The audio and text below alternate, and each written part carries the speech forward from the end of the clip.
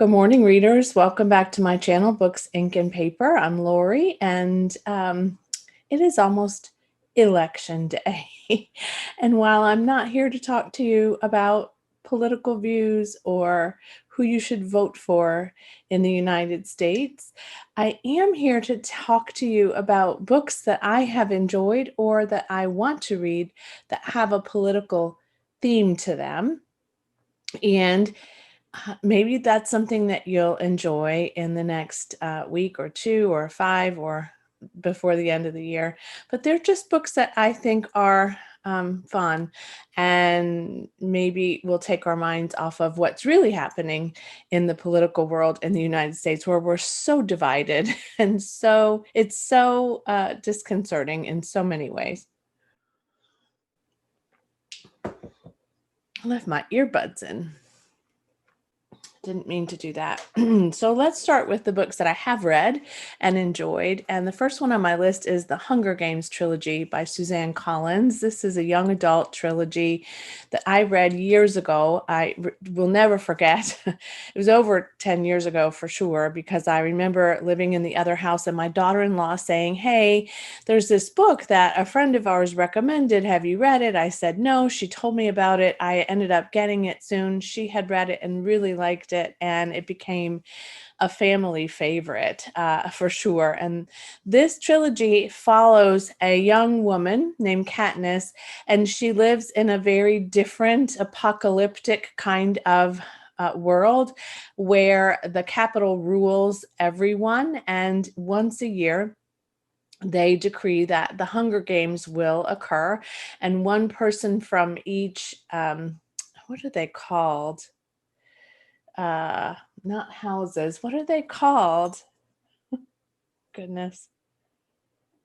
District. From each district. One person from each district will be chosen to play in the Hunger Games, and only one person will survive. And so it is the story of Katniss and some of the other people who were chosen or not chosen, her family, the others involved, and really, I thought it was fantastically done. I gave The Hunger Games 4 stars. I gave, let's see, I gave Catching Fire 4 stars, and the last one, Mockingjay, I gave 5 stars. So I really enjoyed this series, and it would be nice to do a reread all these years later, but it is a family favorite and a fan favorite for sure. There is a prequel now, and I have not read it. The prequel is called The Ballad of Songbirds and Snakes, and so it's definitely something I would like to read, and I'm going to be watching to see how my friends like it. Another one I really appreciated was Belle Canto by Ann Patchett. It took me a really long time to read this one. It was really slow for me, but I did end up really liking it a lot. So this follows a Japanese businessman and a number of other people that are invited to an ambassador's home in an unnamed South American city, and they invite an opera singer and some other people, of course, to this dinner party. And what ensues is that they are all taken hostage by some people who are committed to freedom in their country and to taking back what they believe is rightfully theirs. They're young people, and they are, of course, armed and very threatening. There's a negotiator involved in the plot, which is a huge plot point. And also the opera singer is a huge plot point, as well as the Japanese businessman, the translator. They all kind of get to know each other during this really challenging time. And it's a brilliant story about disaster and stress and how one copes with it, and almost it almost becomes normalized to some degree, and how people interact with each other. And it's really very well done, and I highly recommend it if you've never read it. Just don't expect it to be a really quick read. Another one I appreciated, a thriller, and that is The President is Missing by James Patterson and Bill Clinton. They co-authored this novel, and I had never read a James Patterson before, and I'd certainly not read anything fictional written by Bill Clinton before. And for some reason, it really intrigued me. So I borrowed it from my library and I read it in 2018, I think. And I gave it, let me see. I gave it 4 stars. So I did enjoy it. One of the reasons I enjoyed it is because it is a thriller. It is a political espionage plot. There's a plot to take over America, and there's someone in the presidential cabinet that is that is a suspect in divulging secrets, and the president is that suspect too, and they think that it's him, and he goes missing. And the entire novel takes place in 3 days, which of course, as you know, if you watch my channel, I love those small time or small container of time plots. And it was really very well done. I remember it being fairly large, and but it was pretty fast paced, and I remember getting through it pretty quickly. I have not read another James Patterson since.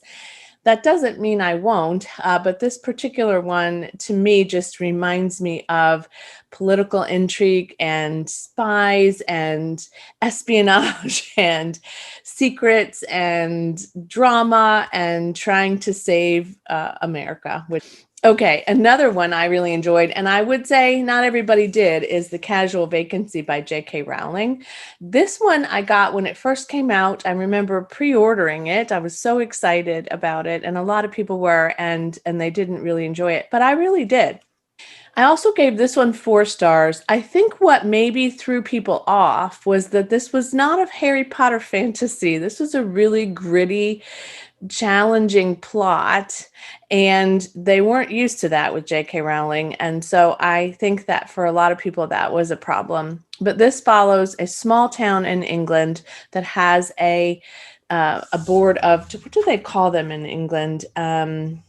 They call them the parish council there, and Barry Fairbrother dies suddenly, and there's a vacancy for his seat. And also there is a contentious vote coming up for the council, which is around a facility that is supporting people who are drug addicted and in recovery, and whether or not the council should continue to support people in need in this particular service organization or let them go.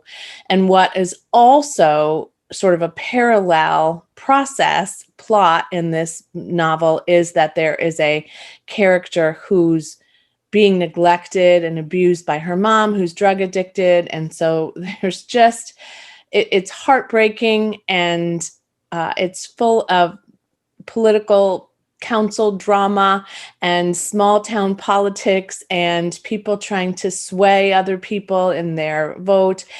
I really did enjoy it. It was also made into I think it's a mini series on HBO, maybe. I can't remember. It came out several years later, but if you look it up, you should be able to find it. I enjoyed that too. It was a good adaptation, but I really did enjoy this book, and I gave it 4 stars. Now to the ones I haven't yet read, which I feel bad about. One of them I started, I don't remember, maybe a year or so ago, and I didn't finish it. And sadly, it's written by a friend of mine, someone that I worked with years ago, that I still haven't finished it. And that's called Magnolia Mud, written by Randy Pierce. He was a Supreme Court justice here in Mississippi for a while, and now he's working at the law school at Ole Miss as the director of the department, I think. But this one follows Lee Jones, who is a popular Republican governor, and his lieutenant governor begins to run against him. She's a Democrat. And so this follows the political campaign of these two people and what happens in their campaign process. It's really, as I remember, at least as far as I got, it's really just a character novel rather than any sort of intrigue or espionage, but just sort of a snapshot of what can happen in state politics and Very well written. Randy's a great writer. He's written several novels. I have, I think, all but one of them. And I really enjoyed this one when I was reading it. I just didn't get to finish it. I'm sure something work related got in the way because I started this a while ago, but it would be great to pick it back up for sure. And then the last one that I also started and got about this far into and didn't finish is called Madam President by Nicole Wallace. I heard about this because Nicole Wallace may have been a talk show host of one talk show. And let me see if I can, The View. She was a co-host on The View for a while, years ago. And she was talking about this novel and it sounded intriguing to me. And so I picked it up and didn't finish it. But again, it's something I could get to really easily and finish, and I may put that on my list soon. So this follows a president who's a woman, which I appreciate, and she agrees to allow the press to follow her as a day in the life of the president piece. And on that day in the life of a president, something horrible happens, and there is an attack, a risk of an attack on America. And she, along with some of the other women in her cabinet, are forced to jump into action and respond to this. And also, what do you do with the press now that you allowed them to do this and they're already there? And yeah, sounds great, doesn't it? And it got good reviews. I don't remember not enjoying it. I just don't remember why I didn't finish it either. So there's that, Madam President. So that's just a couple of reads that you could entertain yourself with in the next little while. Again, political intrigue and political divisiveness is not inherent only in America. I know there's challenges in a lot of other countries. So if you don't live in the United States, you might want to take a look at some of the things here. And of course, not all of these are set here in America. So that might be fun as well, but I hope you enjoy them. Most of all, though, wherever you live, I hope that you exercise your right to vote as soon as you can and as often as you can, because your voice really does matter, even though some days it feels like it doesn't, even though some days it feels like voting divides us. It's really important, and it is a way that you can express your desire for change in your country. The other thing is that really getting involved in local politics, certainly you don't have to run on the council or the any of those bodies of government, but it really does support your local and state government if you become involved and do some of the things that you can do in order to affect the change that you want to see. I have for years enjoyed the opportunity to go to my state capital and to speak to congressional leaders about different issues that were important to me.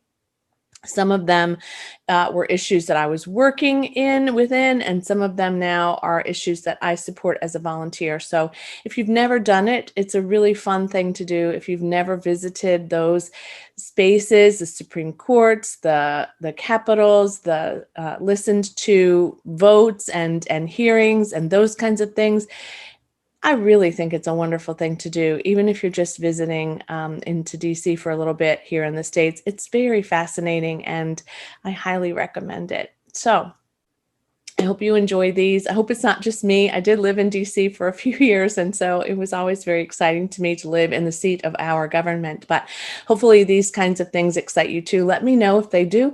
Let me know if you've ever read any of them. And as always, happy reading. Bye.